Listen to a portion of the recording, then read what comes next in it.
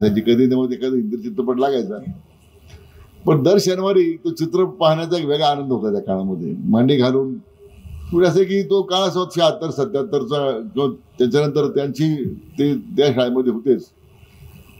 आम्ही 75ला मॅट्रिक झालो, जुनी 11वी होती त्यावेळी.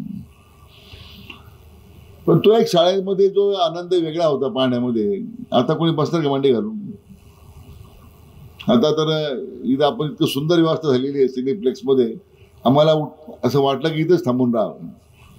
अप्रतिम साऊंड सिस्टीम आहे डॉल्बीची, किंवा आता तंत्रज्ञान बदललंय ज्याचा उल्लेख माननीय आशिष शेलार साहेबांनी केला.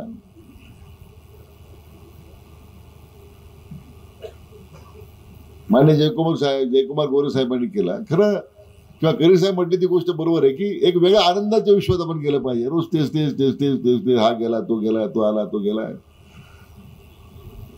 वाळूचे ट्रक पकडले, याचे ट्रक पकडले, ते ऐकावं लागतं आपल्याला. आपला जिल्हा प्रसिद्ध त्यासाठी, मला माहिती आहे ना. वाळूचे ट्रक आहेत, क्रशरच्या गाड्या आहेत, म्हणजे सोलापूर फार प्रसिद्ध आहे. मला फार मोठी जबाबदारी येतात जयकुमार. नाही, कुमार आशीर्वाद जरी असले तरी छोटी, कारण मागे म्हटलं दुर्लक्ष करा जरा थोडंसं, गाड्या चालू द्या, काही फरक पडत नाही. आपले लोक आहे सगळे.